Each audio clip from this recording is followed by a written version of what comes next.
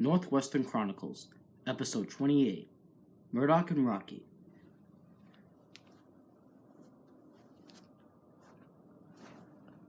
Murdoch is a crane who's been living on Sir Topham Hatt's Northwestern Railway for a long time. He was first commissioned by Sir Topham Hatt to help out with Harvey and the breakdown train because there are too many accidents occurring on Sodor. Ever since then, he has been known to be very reliable and very helpful to Sir Topham Hatt and the engines of the Northwestern. However, because of this, Rocky doesn't have much time to talk to engines, coaches, and cars, so he becomes quite sad from time to time. Most of the other engines simply don't take notice because they can't, and they're too busy doing their work. Trevor and George noticed this one day and became very sad themselves. "It's quite a shame," said George. Rocky spends all this time helping other people that there's no time for other engines to help him." "Wow," said Trevor. "That was very profound, George. I'm liking this new George." "Well, enjoy him while it lasts." "Enjoy him while he lasts," says George. "Why is that?" asked Trevor. "Well, I'm only doing this for the holidays and stuff, and because I decided to help you out during that heat wave." "Hard to think of a heat wave now," said Trevor. "It's freezing outside." It was, in fact, very cold. "Brrr," groaned Sir Topham Hatt. "It's freezing out here. I don't know how your engines are managing this. Anyways, Emily, I've decided to allow you to board the express today, since you've been working very hard recently." "Thank you, sir," said Emily. She happily coupled up to the express. The guard's whistle blew, and she was off.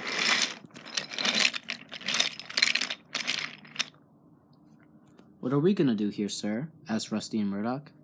"Rusty, I think you should stay here in case any emergencies come up. I have a feeling because of the cold that's bound to happen." "Okay, sir. Understood." "And as for you, Murdoch, Suddenly an alarm rang out inside Knapford Station. Apparently there was an accident nearby.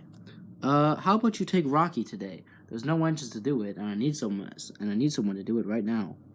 Yeah, of course, sir," said Murdoch. "That's great news," said Sir Topham Hatt. "Anyways, I'll be in my office if anyone needs me." Sir Topham Hatt walked back into his office. "Maybe this will be an opportunity for Murdoch and for Rocky to open up." "Maybe," said George. "We'll have to wait and see." Murdoch left Knapford Station and coupled up to Rocky. "You must be Murdoch," said Rocky. "And you must be Rocky," replied Murdoch. "It's nice to finally work with you." "Indeed. Anyways, we better get to that accident." There was, in fact, an accident. Stephen, the personal engine of the Earl of Sodor, had personally been tasked to pull the Sodor exhibit boxcar for the Earl. As the holidays were closing in, the Earl wanted to cash in from the event as much as possible, so he rushed Stephen very much, causing him to derail the boxcar. Not to worry, though, because Rocky had soon arrived with the help of Murdoch. "Should we just wait here?" said Murdoch. Yeah, just... "Of course," said Rocky. "We better get to work soon."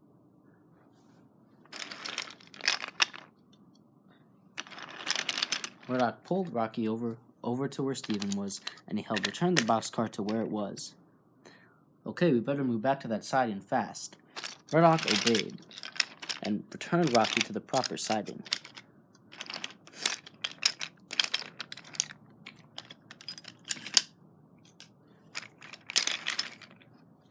"Why do we have to move?" asked Murdoch. "Because the express always has the right-of-way in the main line."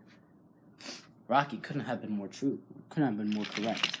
And we zoomed down the main line from the Iron Bridge. She went straight past the Earl's estate. "I think I saw an accident over there. Let's go help out," said Murdoch.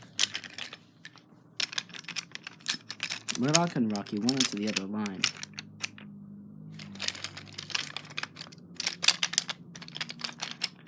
They soon arrived to where Laurie was. He had been knocked over after going over the tracks too fast. Murdoch soon arrived with Rocky. "Oh, Laurie," groaned Rocky. Haven't I told you not to rush over the tracks?" I know, but Sir Topham Hatt told me to get this package delivered on time." "I understand," said Rocky. Thankfully for Laurie and his package, nothing was damaged, and he was able to return to the roads. "Thank you, Rocky." Laurie roared away. "Wow," said Rocky. "You seem to be very helpful." "Well, it's what I was built for, I suppose. By the way, I think there's a new accident. Oh boy. Well, we best go help out as soon as we can.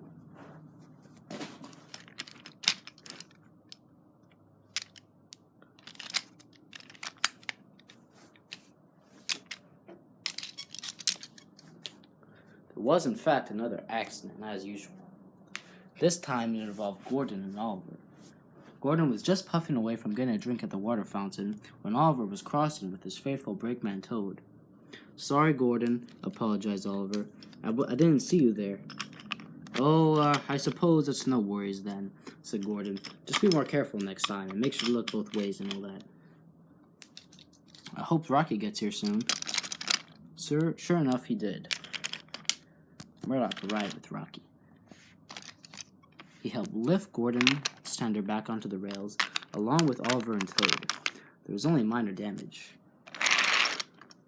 "Thank you," said Gordon. "Yes, thank you very much," said Oliver. "We appreciate it." "No worries, friends," said Rocky. "Just doing what I can do best." "And thanks to you, Murdoch, as well, for helping me get around places. This is just what I do today, I guess. It's been nice meeting you." As the two chatted, Emily roared by with the express.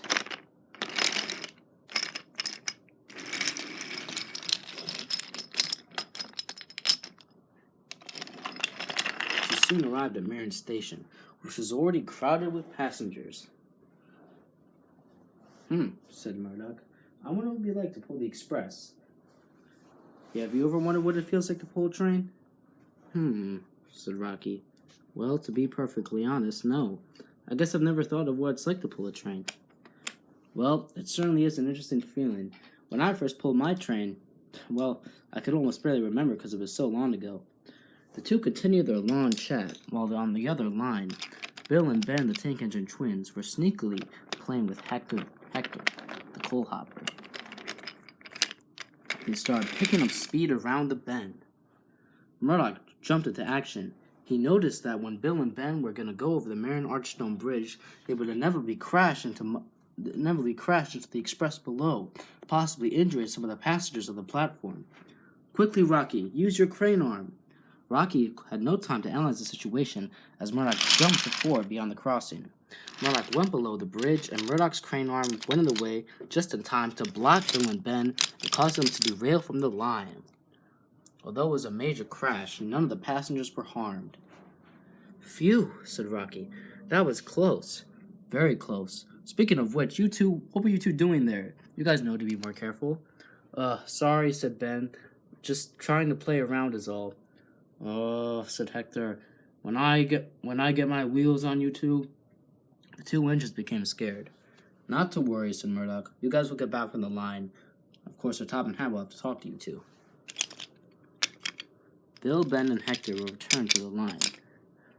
When Sir Top and Hat got wind of the news, he ordered Bill and Ben to the sheds, and Hector to get a washout and along with the repair. In the meantime, Murdoch and Rocky soon became good friends. Not only had they helped save the day and helped save many of the passengers at Marion Station, but they had also grew a friendship that would be tested by time only.